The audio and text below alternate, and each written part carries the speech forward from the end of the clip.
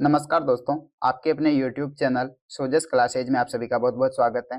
दोस्तों, आज के इस वीडियो में अपन मनोविज्ञान के इम्पोर्टेंट क्वेश्चंस देखने वाले हैं। दोस्तों, ये मनोविज्ञान के क्वेश्चनों का रीट प्री और मेंस के लिए वैसे तो दोस्तों अभी 27 तारीख को रीट का एग्जाम है, तो रीट L1 और L2 दोनों के लिए ये मनोविज्ञान का मॉडल पेपर है। दोस्तों, इस मॉडल पेपर में बहुत ही इंपॉर्टेंट क्वेश्चन है और इससे पहले एक मॉडल पेपर चैनल पर अपलोड है। आपने वो मॉडल पेपर नहीं देखा तो आप उसे भी जरूर देखिएगा। और ये आज का अपना मॉडल पेपर नंबर 2 होने वाला है, यानी कि ये सेकंड मॉडल पेपर है। और इससे पहले एक मॉडल पेपर चैनल पर ऑलरेडी अपलोड कर दिया है और उससे पहले भी मनोविज्ञान की एक सीरीज चला रखी थी, तो उस सीरीज में भी पूरे क्वेश्चंस हैं दोस्तों। प्रत्येक वीडियो में 30 क्वेश्चंस है और आपके पेपर में भी 30 क्वेश्चंस आते हैं। चलिएगा दोस्तों, बिना किसी देरी के इस वीडियो की शुरुआत करते हैं। और दोस्तों, वीडियो की शुरुआत करने से पहले आपसे गुजारिश है कि आपके जो भी दोस्त हैं, जितने भी दोस्त हैं जो कि रीट का एग्जाम देंगे, चाहे वो L1 का हो चाहे L2 का हो, आप सभी से एक गुजारिश है, आप सभी अपनी जिम्मेदारी समझना इस चीज को। इस वीडियो को आप उनके पास जरूर शेयर कीजिएगा। चलिएगा दोस्तों, बिना किसी देरी के वीडियो की शुरुआत करते हैं। और वीडियो की शुरुआत करने से पहले आप अभी तक आपने चैनल को सब्सक्राइब नहीं किया तो चैनल को सब्सक्राइब कर दीजिएगा और वीडियो पसंद आए तो वीडियो को लाइक और शेयर भी कर दीजिएगा। देखते हैं इस वीडियो का पहला क्वेश्चन। पहला क्वेश्चन है दोस्तों आपके सामने, व्यक्तिगत विभिन्नता का सम्मान करते वक्त एक शिक्षक से क्या आशा नहीं की जा सकती है? ऑप्शन है योग्यता अनुसार समूह में विभक्त करना, पाठ्यचर्या को समायोजित करना, बच्चों को स्वाध्याय के लिए छोड़ देना, शिक्षण विधियों को समायोजित करना। इसका सही और सटीक आंसर हो जाएगा दोस्तों ऑप्शन सी, बच्चों को स्वाध्याय के लिए छोड़ देना। क्वेश्चन क्या था अपना, व्यक्तिगत विभिन्नता का सम्मान करते वक्त एक शिक्षक से क्या आशा नहीं की जा सकती है? तो इसका राइट आंसर क्या हो जाएगा ऑप्शन सी, बच्चों को स्वाध्याय के लिए छोड़ देना। आगे बढ़ते हैं। क्वेश्चन नंबर 2 है दोस्तों, यदि पूनम की कालानुक्रमिक उम्र तथा मानसिक उम्र 9 साल है तो उसकी बुद्धि लब्धि का वर्ग हो सकता है उत्कृष्ट, औसत से कम, औसत, प्रतिभावान। इस क्वेश्चन का आंसर देने से पहले आपको एक तो बुद्धि लब्धि की सारणी याद होनी चाहिए और दूसरी बात है कि आपको बुद्धि लब्धि निकालने का सूत्र आना चाहिए। तो बुद्धि लब्धि निकालने का सूत्र क्या है? IQ MA बटा CA इंटू 100। ये बुद्धि लब्धि का सूत्र है। तो यहाँ पे अपना MA भी कितना है 9 और CA भी कितना है 9 इंटू 100। तो 9 से 9 अपना IQ कितने आ जाएगी 100। और 100 आने का मतलब क्या है, 90 से 110 के बीच जो IQ होती है उसे अपन किस श्रेणी में रखते हैं? तो उसे रखते हैं अपन औसत श्रेणी में। इसका आंसर हो जाएगा अपना ऑप्शन सी, औसत। आगे बढ़ते हैं। निम्न में से कौन से संलीनता के लक्षण हैं? कमजोर सामाजिक व्यवहार, रूढ़िबद्ध व्यवहार, कमजोर संप्रेषण, ऊपर-लिखित छवि। निम्न में से कौन से संलीनता के लक्षण हैं? तो राइट आंसर हो जाएगा दोस्तों ऑप्शन डी, ऊपर-लिखित छवि, यानी कि कमजोर सामाजिक व्यवहार, रूढ़िबद्ध व्यवहार, कमजोर संप्रेषण। आगे बढ़ते हैं।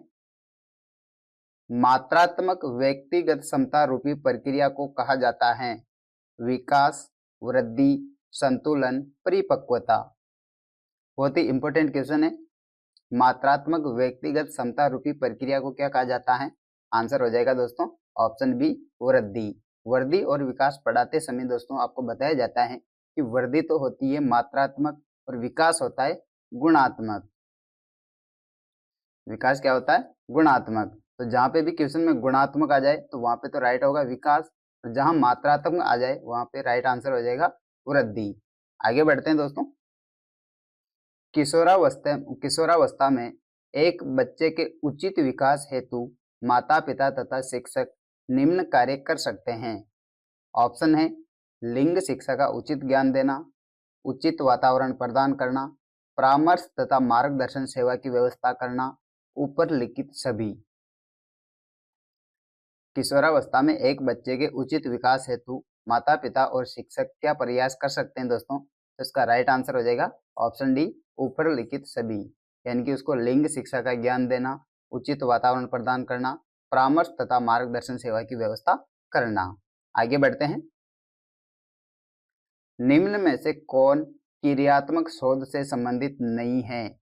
ऑप्शन ए, क्रियात्मक शोध सिद्धांत निर्माण में सहायता करता है। ऑप्शन बी है, व्यवहारिक समस्या के समाधान करने में सहायक हैं।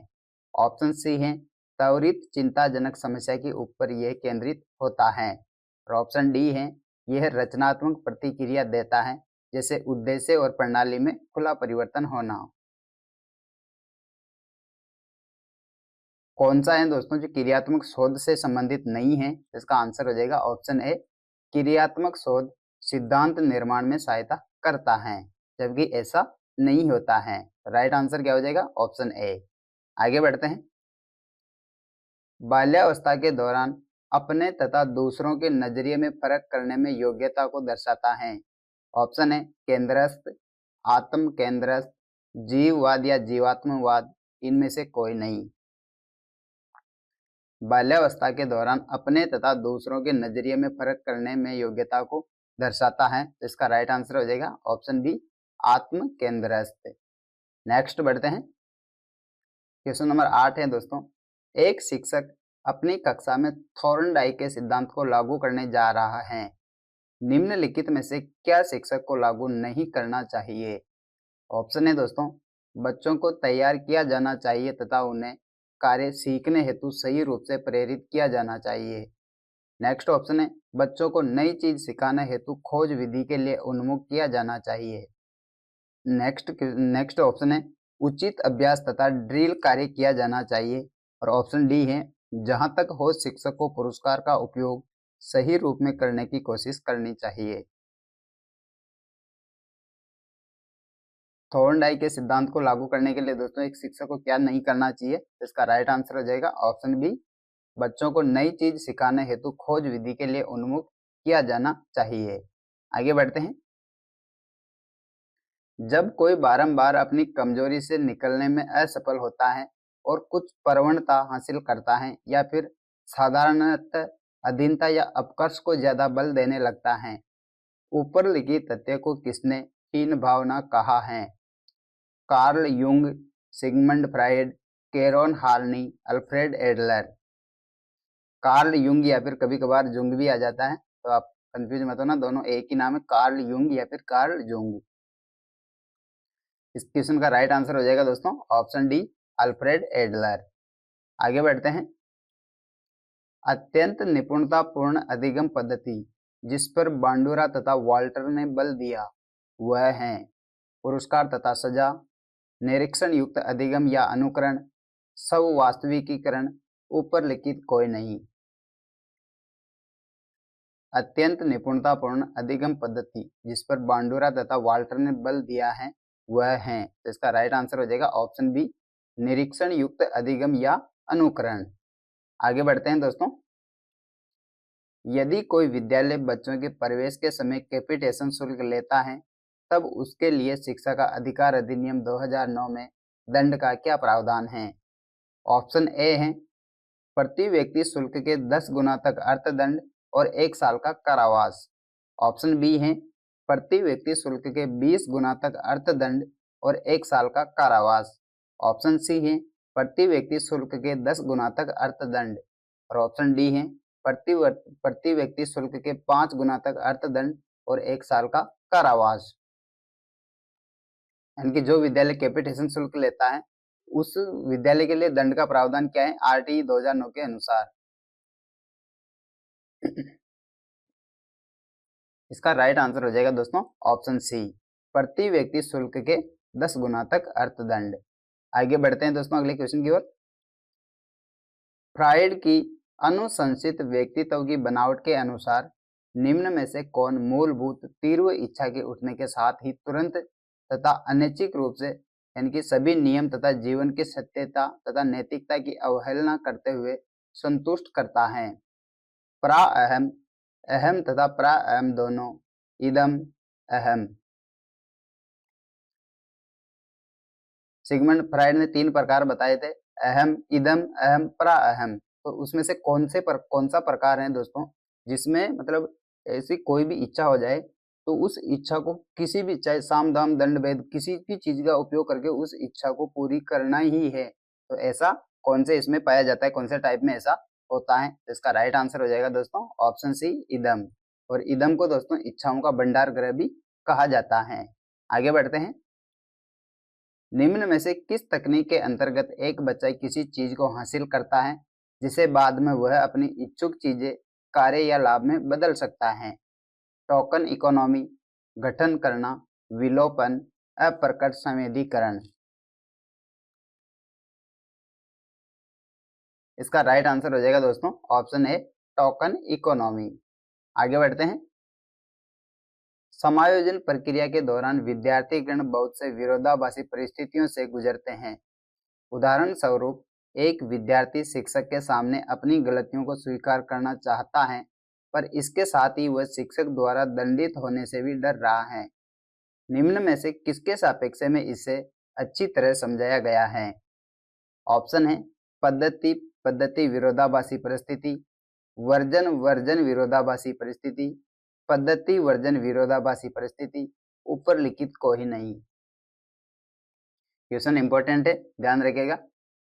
इसका राइट आंसर हो जाएगा दोस्तों ऑप्शन सी पद्धति वर्जन विरोधाभासी परिस्थिति। नेक्स्ट क्वेश्चन की ओर बढ़ते हैं। एक 5 वर्ष के बच्चे में दूसरों के प्रति प्रतिक्रिया तथा संप्रेषण में कमी है तथा असामान्य व्यवहार को बारंबार करता है। इस तरह के लक्षण किस चीज का प्रतीक हैं? श्रवण बाधिता, शैक्षिक पिछड़ापन, शैशव सवलीनता, अधिगम अक्षमता।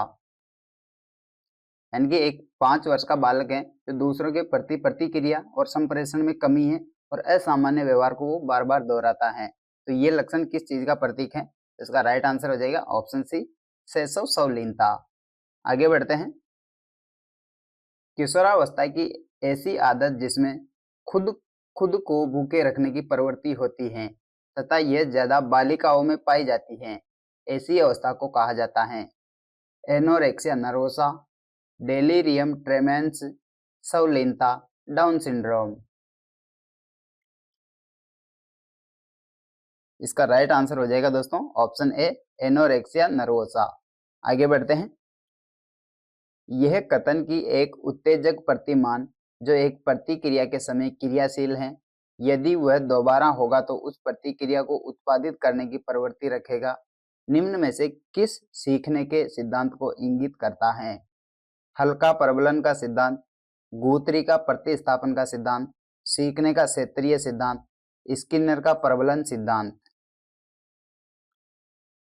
राइट आंसर हो जाएगा दोस्तों ऑप्शन सी सीखने का क्षेत्रीय सिद्धांत। और सीखने का क्षेत्रीय सिद्धांत किसने दिया दोस्तों?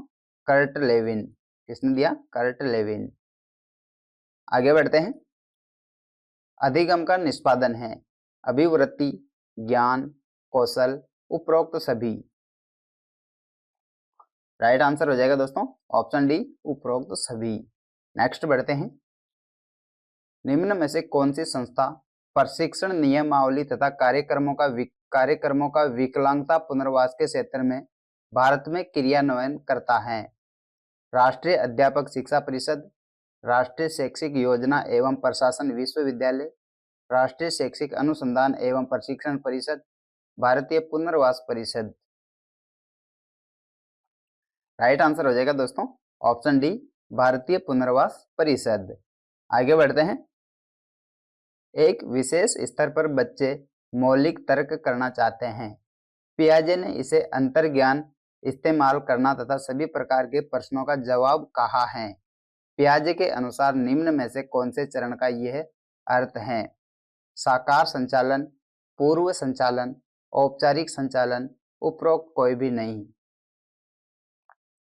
राइट आंसर हो जाएगा दोस्तों ऑप्शन बी पूर्व संचालन।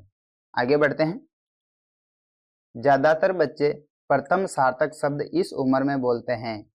3 महीने में, 6 महीने में, 35 से 40 महीने में, 10 से 13 महीने में।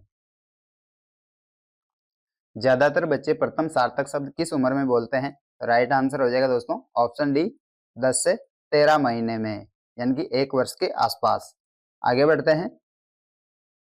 बहुबुद्धि सिद्धांत के जनक कौन हैं? वाइगोत्स्की, ब्रूनर, अल्फ्रेड बिने, गार्डनर। वेरी इंपॉर्टेंट क्वेश्चन है दोस्तों ये। इसे आप जरूर जरूर याद रखिएगा। इस सिद्धांत को पूरा पढ़ के जरूर जाना है। इस सिद्धांत से 1 या 2 क्वेश्चन आपको बिल्कुल दोनों फर्स्ट लेवल और सेकंड लेवल दोनों पेपरों में और किसी भी पारी में, हर किसी पारी में इस सिद्धांत से क्वेश्चन आपको देखने को मिलेंगे। तो बहुबुद्धि का सिद्धांत किसने दिया दोस्तों? इसका राइट आंसर हो जाएगा option D, Gardner. Howard Gardner है बहुबुद्धि सिद्धांत के जनक। आगे बढ़ते हैं। निम्न में से किसने सामाजिक रचनावाद दर्शन पर अत्यधिक बल दिया? वाइगोत्स्की, पियाजे, डीवी, कोहलबर्ग। निम्न में से किसने सामाजिक रचनावाद दर्शन पर अत्यधिक बल दिया? राइट आंसर हो जाएगा दोस्तों ऑप्शन ए, वाइगोत्स्की। आगे बढ़ते हैं। निम्नलिखित में से कौन सा प्रभावी अधिगम का अवरोधक नहीं है? प्रेरणा का अभाव, जीवन से न जोड़ना, अधिगम परिस्थिति, इनमें से कोई नहीं। निम्न में से कौन सा प्रभावी अधिगम का अवरोधक नहीं है? राइट आंसर हो जाएगा दोस्तों ऑप्शन सी, अधिगम परिस्थिति। आगे बढ़ते हैं। श्रवण में विकृति की माप की जाती है? हर्ट्ज में, डेसिबल में, वॉट में, पौंड में। ये क्वेश्चन देखने में आपको ऐसा लग रहा होगा जैसे साइंस का क्वेश्चन है, और वास्तव में है भी साइंस का क्वेश्चन, लेकिन ये मनोविज्ञान से रिलेटेड क्वेश्चन भी है। इसलिए यहाँ पे ये पूछा गया है श्रवण में विकृति की माप की जाती है। इसका राइट आंसर हो जाएगा दोस्तों ऑप्शन बी, डेसिबल में। नेक्स्ट बढ़ते हैं। निम्नलिखित में से कौन सा सूक्ष्म चलन कौशल का उदाहरण है? चढ़ना, कूदना, दौड़ना, लिखना। ये क्वेश्चन भी 2-3 बार रिपीट हो चुका है, तो इसे भी याद रखिएगा। सूक्ष्म चलन कौशल का उदाहरण कौन सा है? राइट आंसर हो जाएगा ऑप्शन डी, लिखना। आगे बढ़ते हैं दोस्तों। स्कीमा का मतलब है खंडन क्रिया विधि, अधिगम विधि, लंबे समय के यादाश्त में सूचना के संगठित पैकेट्स का एकत्रित होना, शारीरिक प्रतिवाद क्रिया विधि। स्कीमा का मतलब क्या होता है दोस्तों? राइट आंसर हो जाएगा ऑप्शन सी, लंबे समय के यादाश्त में सूचना के संगठित पैकेट्स का एकत्रित होना। आगे बढ़ते हैं। सूचना प्रक्रमण सिद्धांत बुद्धि को विभिन्न आधारभूत कौशलों में विभक्त करने के लिए जाने जाते हैं, जिसे लोग सूचना प्राप्त करने, प्रक्रमण करने, तर्क देकर समस्या समाधान के लिए उपयोग करते हैं। इस तरह के सिद्धांत का प्रतिपादन करने हेतु श्रेष्ठ किसे माना गया है? जेरोम ब्रूनर, जीन पियाजे, JP Guilford, Robert Sternberg. Right answer हो जाएगा दोस्तों ऑप्शन डी, रॉबर्ट स्टर्नबर्ग। आगे बढ़ते हैं।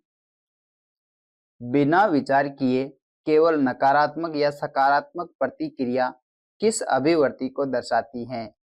सरल अभिव्यक्ति, तटस्थ अभिव्यक्ति, बहुआयामी अभिव्यक्ति, उपरोक्त में से कोई नहीं। तो इसका आंसर पहले ही आ गया है। राइट आंसर क्या है? ऑप्शन ए, सरल अभिव्यक्ति। आगे बढ़ते हैं। आनुवांशिकता की इकाई हैं क्रोमोसोम, निषेचित अंडा, जीन, युग्मनज।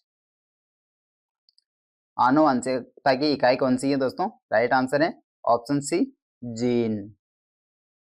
इसी के साथ दोस्तों आज का अपना ये सेकंड मॉडल पेपर कंप्लीट हो जाता है। दोस्तों वीडियो में बहुत ही इंपॉर्टेंट क्वेश्चन है, और वीडियो आपको पसंद आया तो वीडियो को लाइक और शेयर कर दीजिएगा। मैंने जितना हो सके उतना प्रयास किया अच्छी क्वेश्चन लाने का, और वीडियो को आपने लाइक नहीं किया तो लाइक कर दीजिएगा, चैनल को जरूर सब्सक्राइब कर दीजिएगा, और इस वीडियो को दोस्तों जो भी रीट का एग्जाम देने वाले आपके दोस्त हैं उनके पास जरूर शेयर कीजिएगा। और PDF लेने के लिए आप टेलीग्राम से जुड़ जाना, जिसका लिंक आपको वीडियो के डिस्क्रिप्शन में मिल जाएगा। मिलते हैं नेक्स्ट वीडियो में, तब तक के लिए जय हिंद, जय भारत।